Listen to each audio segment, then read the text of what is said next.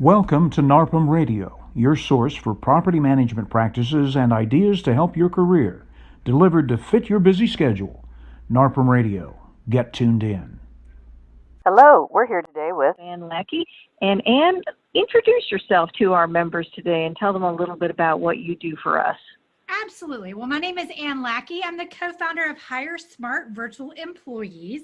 I am also a broker owner and manage around 200 doors with one employee with boots on the ground. The rest of it is all done virtual. And I've been doing this for over 6 years now.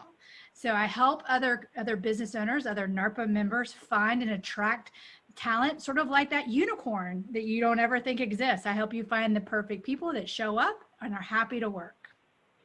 Absolutely. So you help our members hire virtual assistants. And first of all, I guess tell us the difference between a virtual assistant and somebody who's there in the bricks and mortar, walking in the door every day. Well, I want to actually talk about three different things. So certainly you've got the virtual assistant, which is kind of the global term for somebody that is, doesn't work in the office, right? And certainly, a virtual assistant can also be a virtual employee, but not necessarily the same. So where Hire Smart comes in is we only deal with full-time, dedicated, certified, and trained people. A virtual assistant can be somebody that's part-time.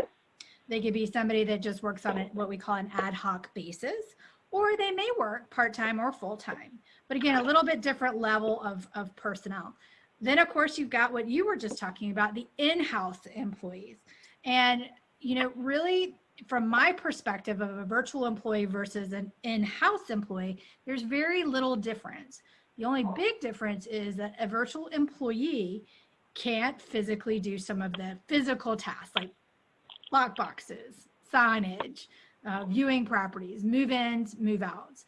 Although interestingly enough, one of my clients got very creative in how they are doing showings via Zoom through their virtual employee. So there's a lot of things now, technologies out there to do.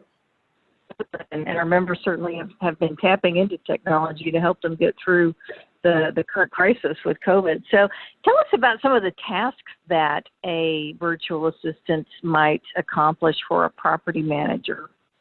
Well, at Hire Smart, we actually place in almost every role in a property management company. So that is everything from, like I said, taking those leasing calls, which, again, depending on your vacancy rate, can be a little bit high call volume, right? It's hard to find people that want to answer the same 7 questions every day, where our virtual employees love to do that if they're properly selected for that particular role. They can do, of course, a lot of the paperwork. That's one of the things that we have a lot of success with, whether that be lease up paperwork for the broker or agent to sign, whether that could be competitive market analysis and doing the data driven stuff for, again, a broker to review. Because again, you still have to do licensed work, still has to be done licensed where it is state applicable, but they can do a lot of the prep work, right? A lot of that repetitive grinder type work. I have clients that are hiring them in assistant property management roles. So in other words, there's a team approach. So the property manager now spends all their time out in the field, whereas their assistant property managers are taking all of the calls, fielding all of the work orders, doing all the backup and back office stuff to support that person so that they can actually do more doors. We have them in accounting. We have them in marketing. We have them in, again, pretty much any role in a property management except for the physically present work that needs to be done. That's great. So let's just say our property manager wants to do some marketing in his territory. You could actually have somebody handle that task for them. Absolutely. And of course, right now with COVID, there's a lot of new rules and regulations and what can you do and what can't you do. And the independent landlords are confused. Like they don't know what to do.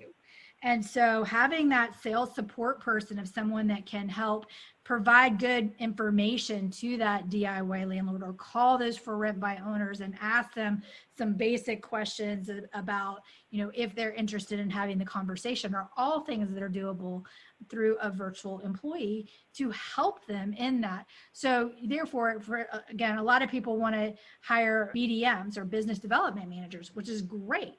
Those are usually highly paid, specialized people. And I don't know about you, but my highly paid specialized people, I want them focused on closing more doors. They don't really necessarily do a lot in the groundwork of, over and over of repetitive tasks and that follow-up. And interestingly enough, customer service is something that I think we're going to see a lot more of as far as, improvement. So in other words, what do I mean by that? I think as we continue on this path of post-COVID, most consumers are going to expect and want a better, higher level quality of service. They're going to want to talk to a person, and they're not going to want to talk to somebody 9 to 5, Monday through Friday. I think we're going to start seeing that people are going to want answers to their questions, to their inquiries, much later in the day, because people are having to work these little weird hours. I mean, again, if you're homeschooling for part of the day, you need to extend your hours. People are going to need to have those answers done, right? And so I certainly see that is an area that's going to be beneficial. That is very true. I can see where a lot of our members would really benefit from working with somebody virtually, and it doesn't matter where they are. They can help out with whatever projects are needed from pretty much anywhere in the country or even outside the country, which brings up the question, are your virtual assistants, are they inside the country? Are they outside? Tell us a little bit more about who these folks are.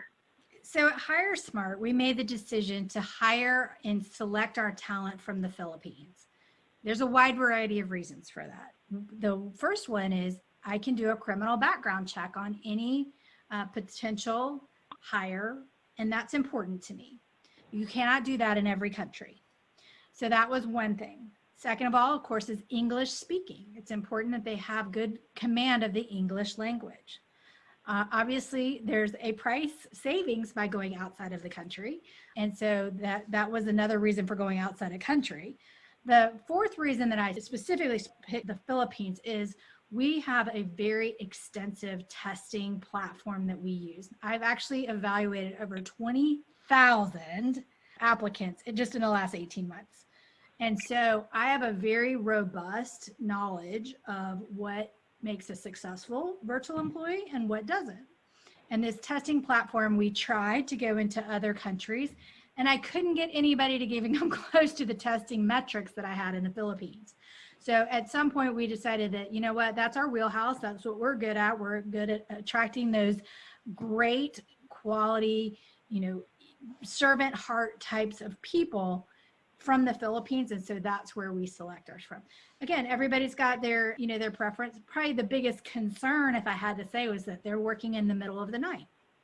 Well, yes, they are working in the middle of the night. That is normal. I know for here in the US, people are like, I don't know, that's so strange. It's only strange because we're not used to it. But there's over 1 million virtual workers in the Philippines that are working currently now at night.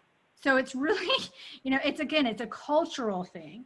And they're already working for companies like Chase and Home Depot and Verizon. All of the big Fortune 500 companies have a presence in the Philippines already. And so that is the main reason that we chose the Philippines. We don't like to reinvent the wheel. Makes sense. All right. So if our members want to investigate the possibility of working with a virtual assistant, what do you suggest they do? Where do they start? Well, again, there's lots of different options. I obviously would love the opportunity to speak with you and answer any of those questions and kind of go through if it's a good fit for you, because there are lots of choices. There's lots of good NARPM vendors that have different types of solutions, and we all bring something new to the party. And so I obviously love my way, but my way is not necessarily the only way to serve our members. If someone wants to meet with me specifically, they can, of course, find out more about us through our website at www.hiresmartvirtualemployees.com. Or if they know they want to meet with me and want to make it easy, they can go to www.meetwithanne.com and they can book an appointment right there just to have a chat with me. All right, that's great.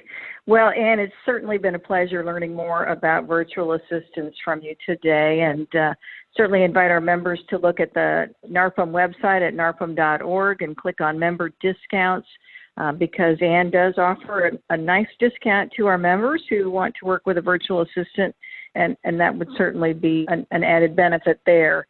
So we really appreciate you being with us today, Anne, and thank you so much. Thank you, Lisa. And again, I'd love the opportunity to share my findings with anyone who is interested. Thanks for listening to NARPM Radio. For more details on today's subject, refer to the show notes or visit narpm.org/radio, and we'll see you next time on NARPM Radio.